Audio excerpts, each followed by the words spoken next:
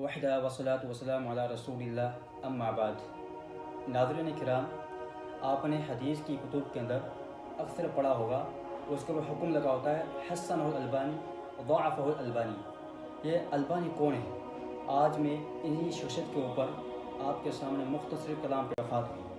علامہ البانی رحمہ اللہ، ان کا پورا نام تھا محمد ناصر الدین البانی رحمہ اللہ تعالیٰ۔ البانی کے مشہور شہر اشقودر کے اندر ان کی ولادت ہوئی 1914 عیسوی کے بعد علم حدیث کی طرف رغبت حاصل کی۔ کیوں رغبت حاصل کی؟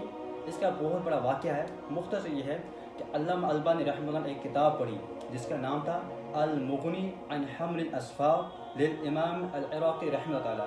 اس کتاب کے اندر امام عراقی رحمہ اللہ نے حدیث کے اوپر تخریج کا کام کیا۔ علامہ البانی رحمہ اللہ کی کتاب پسند آئی، یہ عمل بھی پسند آیا، تو علامہ البانی رحمہ اللہ نے اسی دن سے اس کام کے اندر اپنے آپ کو مصروف رکھا، مشغول رکھا۔ علامہ البانی رحمہ اللہ نے حدیث کے اوپر بہت بڑا کام کیا۔ ان کی ایک مشہور کتاب ہے ارواء الغلیل، جن کے اندر انہوں نے حدیث کے اوپر حکم لگایا، صحیح اور تضعیف کا پیش کی۔ علامہ البانی رحمہ اللہ، ان کی توثیق، ان کے ثقہ ہونے پر علماء کی شہادتیں بھی موجود ہیں، جیسا کہ علامہ ابن باز رحمہ اللہ تعالیٰ، انہوں نے ان سے پوچھا گیا کہ حدیث میں آتا ہے اللہ کے رسول علیہ السلام نے ارشاد فرمایا کہ اللہ رب العالمین ہر 100 سال بعد ایک مجدد پیدا کرے گا جو دین کی تجدید کرے گا، دین کو نشر اور عام کرے گا۔ ہمارے دور میں کون ہے؟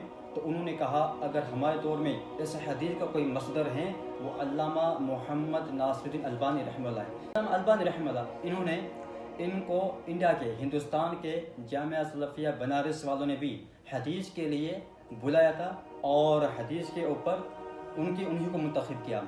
سعودی عرب کی مشہور یونیورسٹی اسلامیہ مدینہ منورہ والوں نے جب انہوں نے اس جامعہ کی بنیاد رکھی تو انہوں نے حدیث کے لیے ایک استاد کا منتخب کرنا تھا۔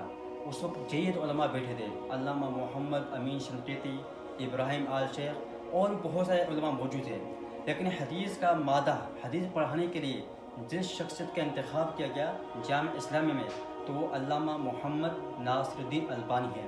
البتہ ان سے بعض احادیث کے اندر خطا بھی موجود ہیں، جیسا کہ بہت ساری کتب میں موجود ہیں کہ جب ان کو تنبیہ کی جاتی کہ یہ حدیث صحیح آپ نے تضعیف کیا تو اپنی بات سے رجوع کر لیتے، اور جب کسی حدیث کے اوپر تضعیف کا حکم لگاتے اور وہ صحیح ہوتی تو اس کے اوپر وہ رجوع کر لیتے اور کہتے کہ فلاں نے میری تصحیح کی ہے اور اللہ رب نے اس کو جزائے خیر دے کہ انہوں نے مجھے اپنے قول سے رجوع کرنے کے لیے ایک کلام پیش کیا۔